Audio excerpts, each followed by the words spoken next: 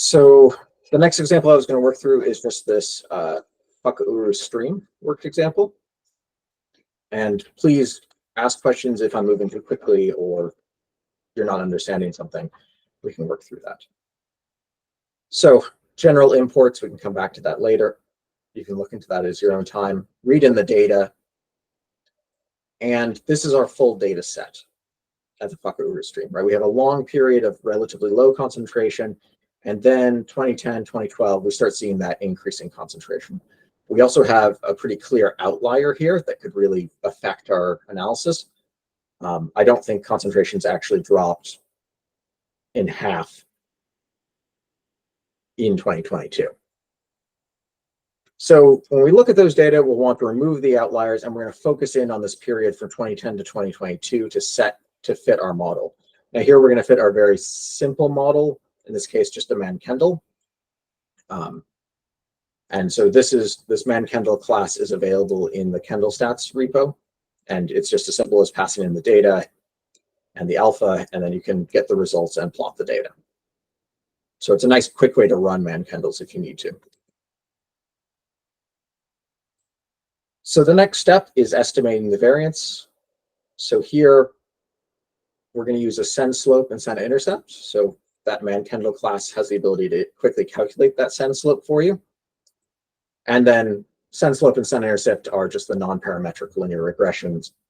We go ahead and generate our predicted values, which is this black dashed line. And then our residuals are these dotted lines to each of the points. And then, so for the standard deviation, we use the standard deviation of the residuals, which is 0.17, which is a lot lower than the standard deviation of just the data that we had.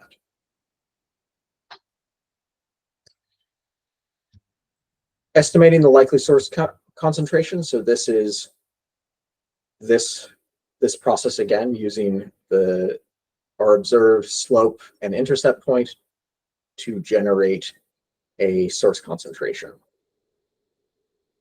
Generally speaking, we set up our age estimates. So here, mean residence time of 12. We have a fraction of the pathway 1 is 1, so this is just a exponential piston flow, not a binary, and an exponential fraction of 0.7. Set some maximum levels. We're going to assume that concentrations won't go over 10 and that the sort of starting or minimum concentration is 0.01.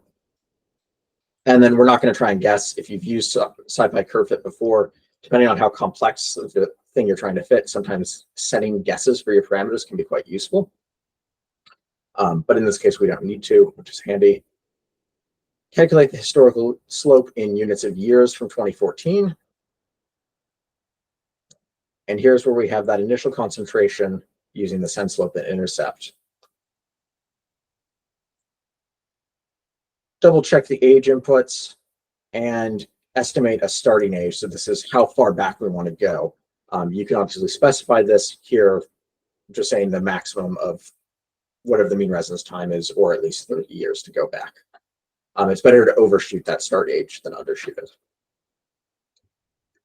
And so predicting the historical concentrations is just that predict historical source concentration, your input, mean residence age parameters, and the previous slope.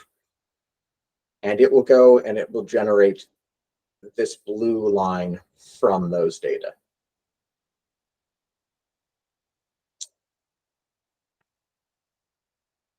That's great. We have our historical concentration. Now, if we want to look at predicting this black dashed line here, then it's just a matter of feeding that source back into the exponential piston flow model, and we do that with this predict future concentration BEPM.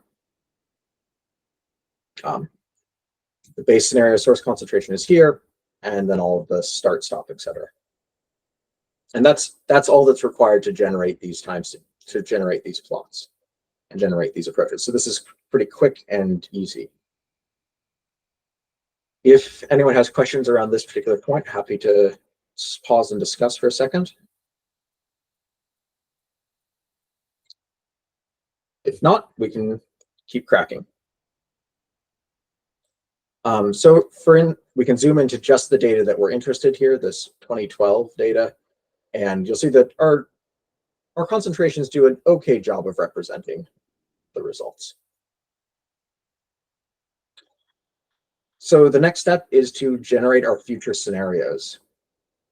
And this is at the source. So first we would say our target concentration is 1.5 milligrams per liter, and it's going to happen in 20 years.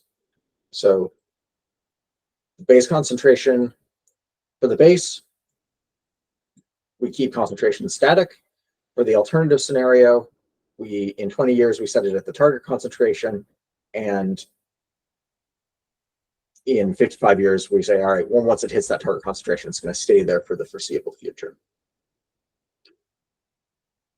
Then it's just a matter of feeding those concentrations into that predict future conc BPM, which we've done several times now, and that produces these solid lines. So these dashed lines are input, are once and future concentrations, source concentrations, and the red and blue lines are at the receptor. So then we can estimate the detection power of the monitoring network. And here again, we set the sampling frequencies that we want to check and the sampling durations that we want to check.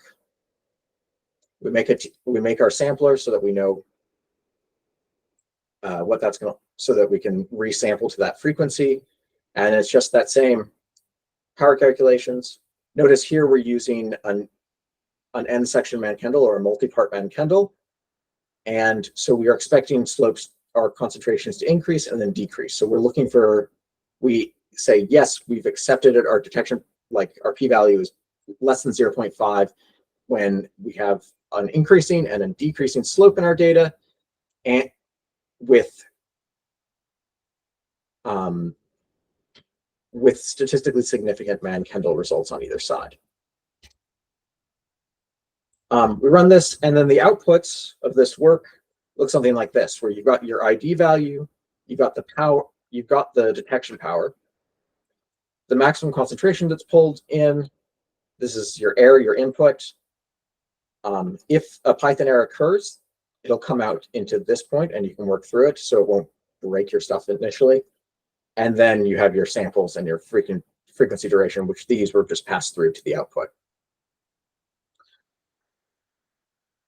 You also might notice the seed column. So for those of you who aren't familiar, when we talk about generating random noise, I'm using the NumPy random module, and that NumPy random module is a pseudo-random number generator. And in order for it to work like that, it takes some seed value in and then estimates random numbers based on that. So by specifying a seed, it means that your work is reproducible. You'll always get the same results. Otherwise, that seed value, NumPy will just grab that seed value from, I think it's your clock, your computer's clock, in order to generate the random number. So by passing that seed, you are preventing it from making it so there's slight changes in power each time you look at it, which can drive at least me crazy. Plotting detection power is the same sort of thing. And for this one, just wanted to briefly show that you can do this with the you can run steps 3 to 5 using the auto detection power class. And that's simply means that you just set up and you pass all of these inputs together. So here, an ID, the error, the model that you want to use, sampling years, the implementation time, how long it takes for your target concentration to be achieved, your initial concentration and your target concentration, and then previous slopes and all those other components. And so it'll just go and it'll run all of that analysis for you in one step, so you don't have to go stepwise through it. It is worth noting that this can be a little bit slower because it has to go do each of those components individually rather than creating a receptor concentration and then sampling off that same one again and again and again.